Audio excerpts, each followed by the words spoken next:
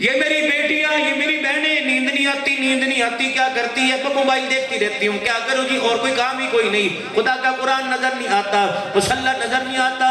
حضرت فاطمہ زہرا رضی اللہ تعالی عنہ سارا دل کام کاج کیا کرتی۔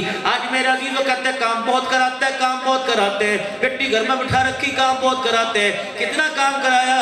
کیا تیرے سے اونٹوں کا چارہ تو نہیں کٹوایا؟ کیا تیرے سے چکی تو نہیں چلوائی؟ کیا کپڑے تو نہیں دلوائے؟ رب اکبر کی قسم ہے، قیامت کی اماں فاطمہ کو کیا جواب دو گی کہ میں نے گھر اس وقت وجہ سے چھوڑا، اپنے شوہر کو بچوں سمیت چھوڑ کے یوں آگئی کہ کام بہت کراتے ہیں۔ رحمت عالم صلی اللہ علیہ وسلم گھر تشریف لائے، سیدہ فاطمہ زہرا کے ہاتھ پہ بوسہ لیا، دیکھا سیدہ فاطمہ کے ہاتھوں کی انگلیوں پہ چھلے پڑے ہوئے، نبوت کی آنکھوں سے آنسو کے قطرے گرنے لگے۔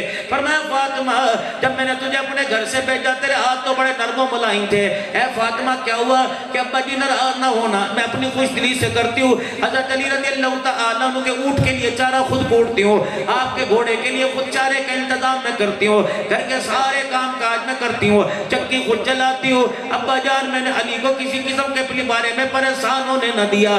رب اکبر کی قسم ہے، رحمت عالم صلی اللہ علیہ وسلم نے بیٹی کا ہاتھ پکڑ کے گھر تو نہیں لے کے آئے، یوں نہیں کہا نہیں طلاق لے لے، تجھے کوئی مردوں کی کمی ہے، صدیق کے نکاح میں دے دوں گا، عمر کے نکاح میں دے دوں گا، بلکہ یوں فرمائے بیٹی میں رہوں یا نہ رہوں، جس گھر کے اندر میں نے تجھے دلہن بنا کے بھیجا اسی گھر سے جنازے کی ڈولی میں آنا۔ رب اکبر کی قسم ہے، قیامت کے لیے استقبال کے لیے جنت کے دروازے پہ میں کھڑا ہوں گا۔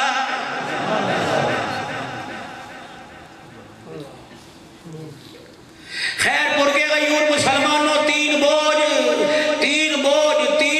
بندہ نہیں اٹھا سکتا، پتہ نہیں تمہارے اندر ہے، اپنے اندر تو اتنی ہمت کوئی نہیں۔ تین ایسے بوجھ ہے جو بندہ برداشت نہیں کر سکتا۔ پہلا بوجھ، ہاں میرے عزیزوں، پہلا بوجھ جوان بیٹے کا جنازہ بوڑھا باپ اپنے کندھے پہ برداشت نہیں کر سکتا، کہتا ہے لکی توڑ کے چلا گیا، کمری توڑ کے چلا گیا۔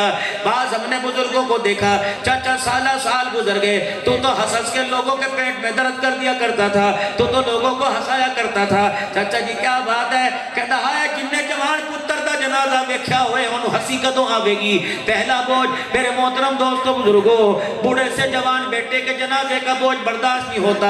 بیٹی طلاق لے کے کاغذ لے کے بیٹی سامنے باپ کے آ جائے، یہ کاغذ کا بوجھ باپ سے برداشت نہیں ہوتا۔ اگلا ذرا کلیجے پہ ہاتھ رکھ کے سنیو، رب اکبر کی قسم احساس ندامت پیدا ہوگا ان باپوں کے لیے جو تمہارے گھروں کے اندر مجرموں جیسی فقیروں جیسی زندگی گزار رہے۔ پہلا بوجھ بوڑھے باپ سے بیٹے کے جنازے کا بوجھ، دوسرا بوجھ طلاق کے کاغذ کا بوجھ برداشت نہیں ہوتا۔ تیسرا بوجھ یہ، چار جوان بیٹے، کاروبار بھی چلتا ہو، ان چار بیٹوں کی موجودگی میں بوڑھا باپ ان کے آگے ہاتھ پھیلائے، یہ بوجھ برداشت نہیں ہوتا ہے، مر جاتا ہے باپ۔ مولوی صاحب ہمارے ابا سے پوچھو کس چیز کی کمی ہے، ہمارا ابا ہمارے سے ناراض رہتا ہے۔ میں نے کہا وجہ تو بتا، کہ جی روٹی بھی ٹائم پہ دیتے ہیں، میں نے اپنے گائی کو کہہ رکھا ہے پہلے مجھے کھانا نہیں میرے ابو کو کھانا دیو، روزانہ کپڑے بھی دھو کے پہناتے ہیں، اللہ اکبر دوائی بھی جب ختم ہو لے کے آتے ہیں۔ میں نے کہا یہی تو وجہ ہے، اللہ اکبر بتا جب لوتڑے پوتڑے تیرے گندے پڑے ہوا کرتے تھے تو نے اماں کو کہا تھا میرے کپڑے دھو دے، اللہ اکبر جب تو بیمار ہوا تھا خیر پٹامے والی کے ڈاکٹر پر کسی تیرے باپ کو اعتبار نہ آیا، بہاڑی پہ اعتبار نہ آیا، حاصل پور سے لے کے لاہور تک کے ڈاکٹروں کو چھوڑ کر سیدھا بڑے ڈاکٹر کے پاس لے گیا کہ ڈاکٹر صاحب پرواہ نہ کرنا، علاج کر دو، انشاءاللہ جیسا ہو سکا میں پوری کسریں ادا کروں گا، آپ کی فیس بھی رکھوں گا، دوائی مہنگی سے مہنگی لے کے آؤں گا۔